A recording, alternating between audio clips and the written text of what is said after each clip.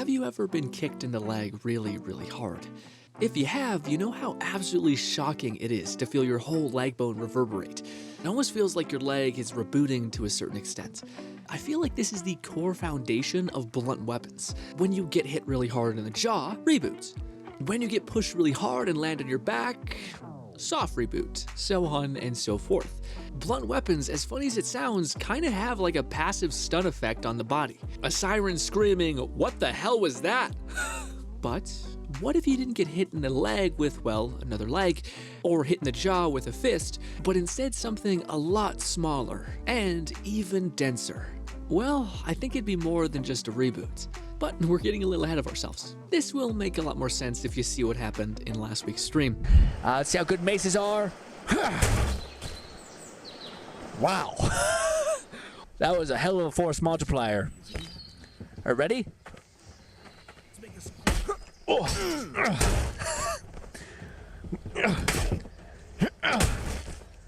Solid, honestly. Also, I feel like sometimes you hit someone with a sword and you're like, ooh, are they dead? Because the game is weird. But hit one person with this and they're like, no, they're gone. That's awesome. You start like this and they can either go this way or this way. Yeah. We also have that little point, which is probably all you need. Because honestly, you don't need to pierce that much to like cause like a severe issue, you know? Like, especially if it's the skull or anything like that. Hell, anything with the skull is a pretty bad time. In damn near every VR game I have ever played that has a mace, they always feel extremely hollow.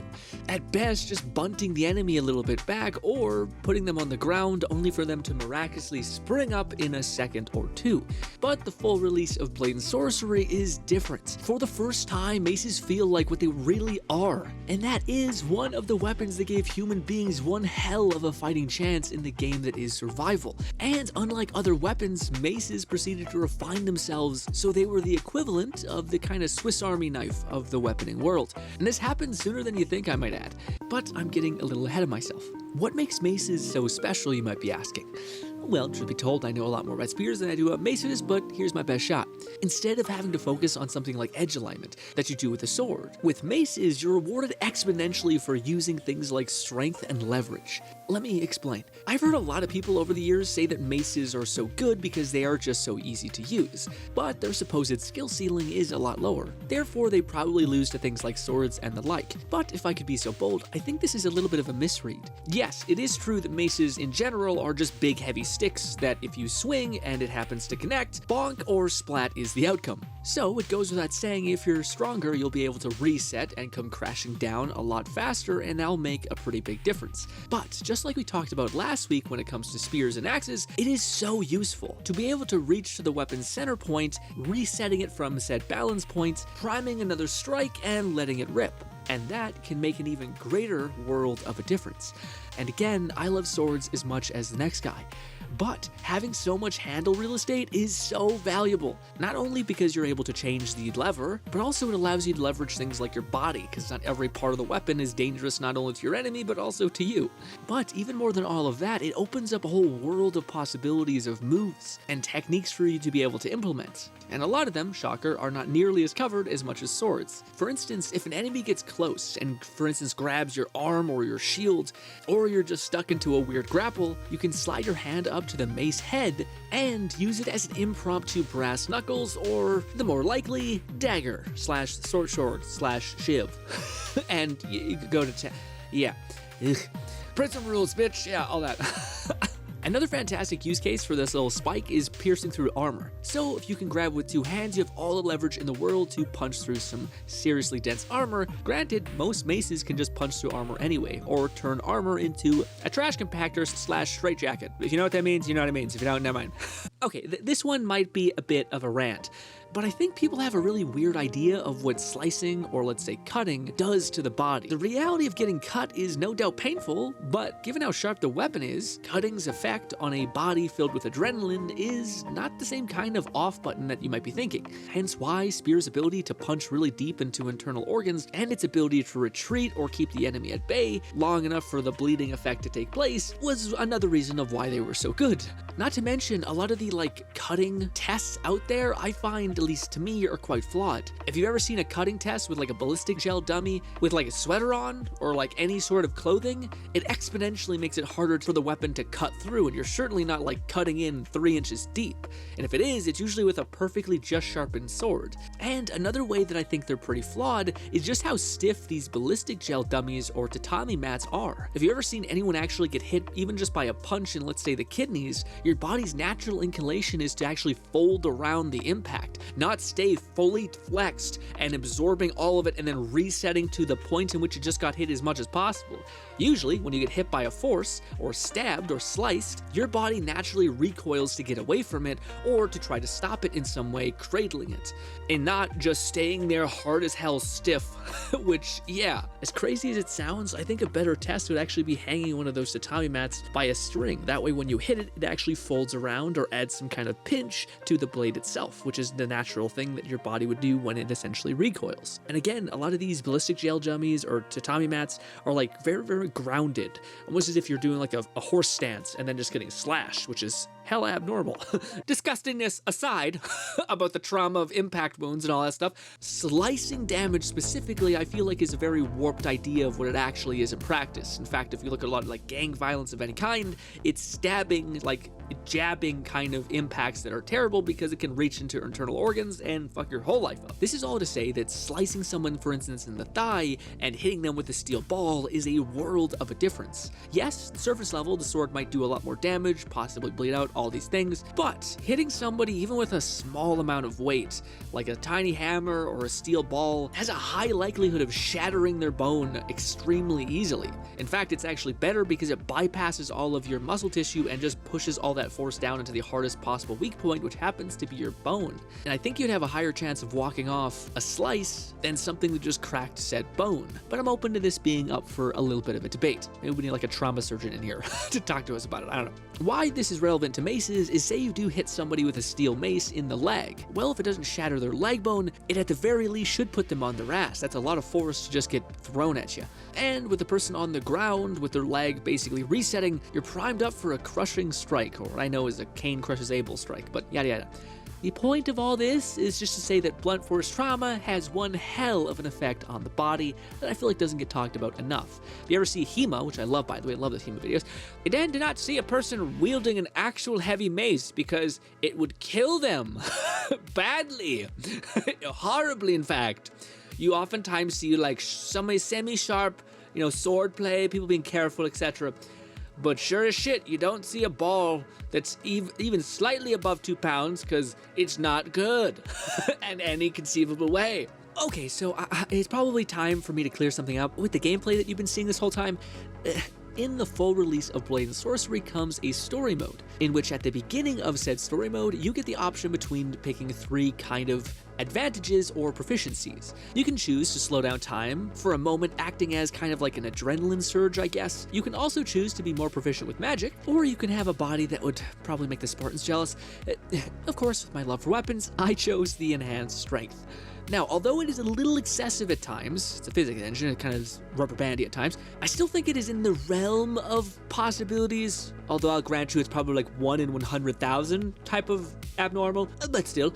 But that is why we have weird moments, like one of y'all called it out in the comments of the last video, where I took my spear and I punched through a wooden shield, which would have been probably impossible, if not very, very difficult. So it goes without saying that me using my mace is not as heavy as it would probably be for the average Joe. It's a lot lighter for my character. I still would like to push back on the idea that it's inconceivable, especially with how many people think a mace weighed like 30 to 40 pounds. When often, it didn't weigh that much at all, but we'll get to more on that later. The TLDR of that is, I think people, especially sword people, undervalue things like strength and leverage because it's not a part of their weapons archetype, where people that use spears and axes definitely value those 2 metrics. But like I said, more on that later.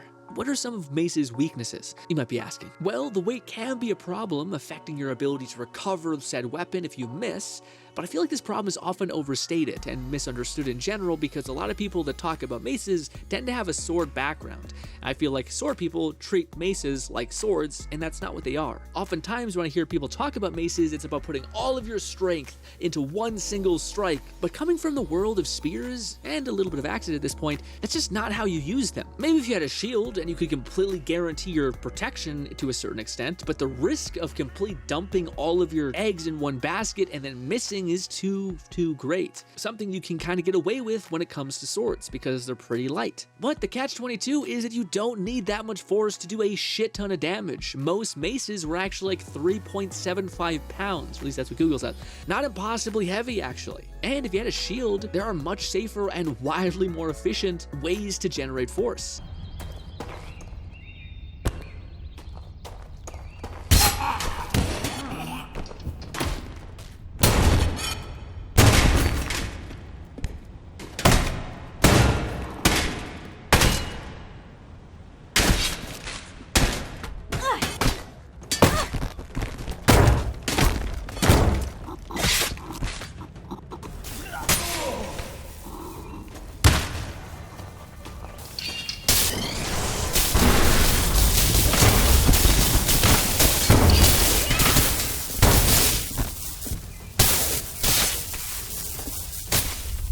Again, maybe it's because I come from the whole spear background, and the way you use a spear in some ways is moving around said spear. And a mace seems to be exactly that as well. The idea being, instead of stopping the weapon's momentum, you simply guide it back into alignment, and use your body's position to do those directional changes if you need to. Unfortunately, we're not quite there in VR land as far as body tracking goes, so I can't show you all of those things, but still worth pointing out, I guess. Another thing, you can also rest the mace on your shoulder, and also use your shoulder as a lever to spring off of and wrap around said mace. Lastly, on the topic of mace's possible negatives, in defense of mace's weight, when I looked it up, maces were around 3.75 pounds, and I know to some of you that might be surprising, until you realize that this big old greatsword, the Zweihander, weighed about 4.4 pounds, or 8.8. Weapons don't weigh as much as you thought, right? But the thing is, they kind of do. They kind of still weigh a lot.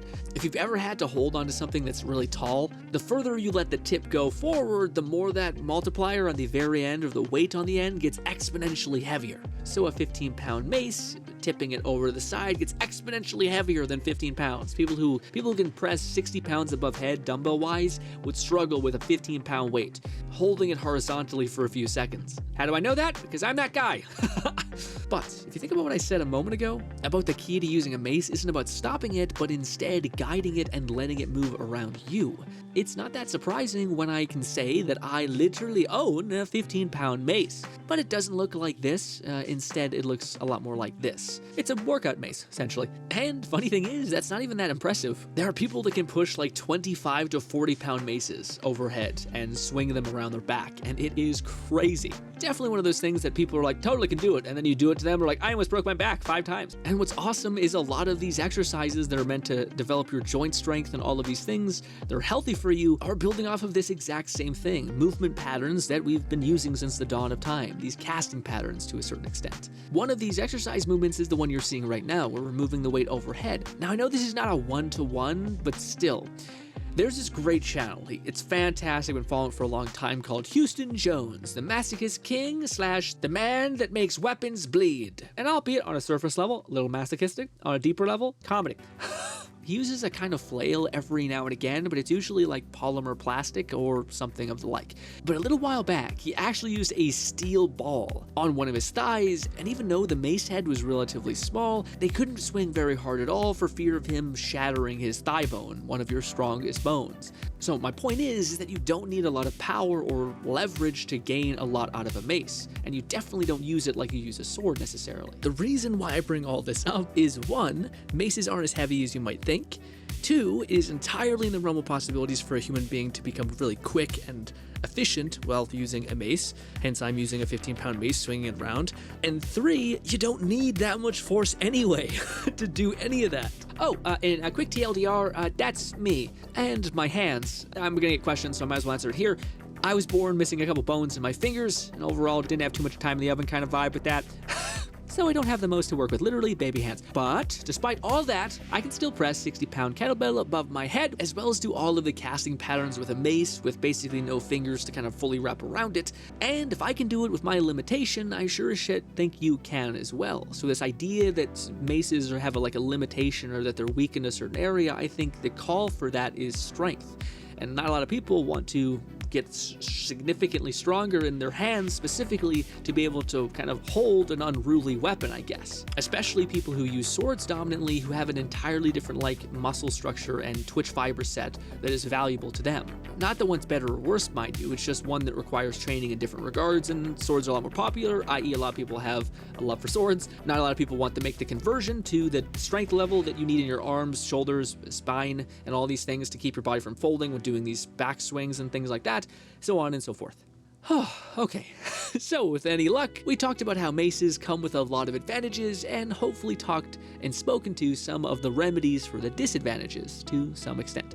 Something I love about blade and sorcery, although not perfect, it weirdly started to show me the strength of certain weapons. Strengths that I never really seen in those weapons before. For an example, how a spear, as much as I love them, have a flaw when you start to face multiple people, especially in armor. Not that you couldn't defeat them, but holy shit, do you feel that pressure. You gotta hit a dime in the form of their neck plate, their thighs, and their eyes, and some of these enemies they don't go down with like a thigh hit. It's not like their leg stops working, as it kind of should. They keep trucking, filled with all kinds of adrenaline. And that's not to mention that the weird tracking when trying to do like a spear thrust is good, but not good enough to like pierce through an eye plate consistently, at least with the Quest 2 tracking. But needless to say, I started to feel that pressure when dealing with multiple enemies. But with a mace, holy moly, no matter how many people were coming at me, all it took was one connection to the head or leg and they were down. And I could focus on the next person rushing me. Not to mention, albeit sometimes looks a little silly, blade and sorcery has a mechanic where when you smack someone in the head or face, it stuns them, kind of acting as a daze. Now they kind of just awkwardly freeze, but still, point remains, yeah. It's like the flashbang sound effect when you get hit by one of those, bang! But again, the mace usually put them on their ass, which allowed me to deal with the next person, and then as they were trying to step back up, you would just come down, crash down, bang, double tap usually is enough. Yeah, even with the metal armor. Whew, who would have thought? I never heard people talk about maces being a proficient, like, multi-people running at you weapon, but it makes sense with how deadly the force impact is.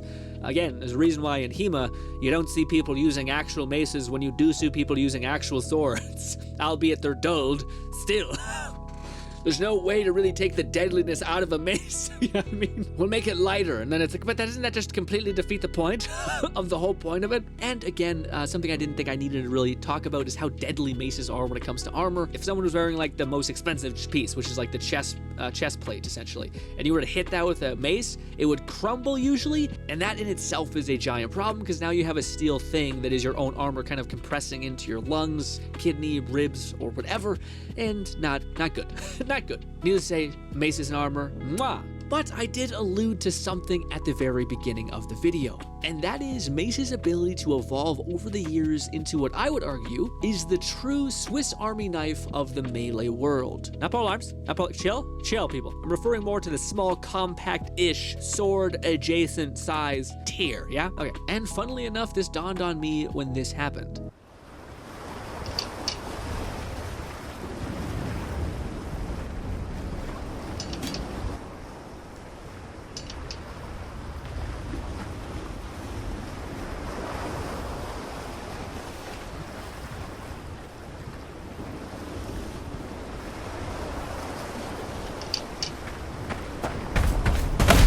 Good evening there. Imagine we took all that steel and kept the weight the same, and instead of making it just a spiky ball, we shaped one side into a hammer to transfer all of that weight into more of a concentrated impact. And what if we took the remaining steel and shaped it into a hook blade, or what is known as a raven beak, or many others, which specialized into punching holes in armor. And to make it all come together, because the shank game will never die, we add a reinforced spike tip that's a little bit longer just to be able to plunge deeper into the depths of, and voila! The perfect Swiss Army knife of melee weapons. Funnily enough, the War Axe seemed like it took a similar path, but wanted to keep the slicing ability, which we kind of already talked about. Good. Kind of also, I think, overexcited in a lot of ways. Everything from the way you hold it to the big handle, to change your levers and your hand positions, all the kind of moves you can now do with it. Oh, and just how useful that spike is on the other end. For dealing with pesky armor, and boy howdy, in Blade and Sorcery, there is a comical amount of armor. Jeez Louise, people rich out here. Rich as hell. I mean, the lore of the backstory makes sense why so many armor people were like getting God's power, essentially, in Blade and Sorcery. But anyways, the Raven Speak / armor piercing thing there is a godsend for this game specifically. Now, it might sound like I'm stating the obvious, but the point of this video is maces, and how I think they can stand on their own 2 feet. And at least for me, who deeply loves a weapon with some good answers to the many problems that may present themselves, hot damn, do I prefer maces over swords now. Never would have thought you convert me. You got me. Hook, line, and sinker, I'll be honest. Granted, I'm not sure if a mace and a spear really complement each other much, but yeah, I'll work it out. I still haven't mentioned all of the things like striking patterns I've discovered, and how blocking a strike with a mace or a swordsman blocking a mace can cripple the weapon, bending it or destroying the edge, or how shocked I was at how useful a warhammer is at being an impromptu brass knuckle / shiv. That is still one of the most prison violent attacks I've ever did on an NPC in my life. Just pressing someone up against wall is wild. So on and so forth. Still a lot to cover, and we might do a future video, but we'll see. There's still a lot of weapons I would like to give some love to. But like I've been alluding to, that is all the time I have for today, and you've given me plenty, so thank you. Ladies and gentlemen, my name is Grin. I hope I can see you again, and if there's anything I missed, please let me know. I had so much fun reading through your guys' comments in the last video, who know a sure as shit lot more than me about a lot of this stuff, especially about the weapons that I love so dear. My sincerest regards, Grin.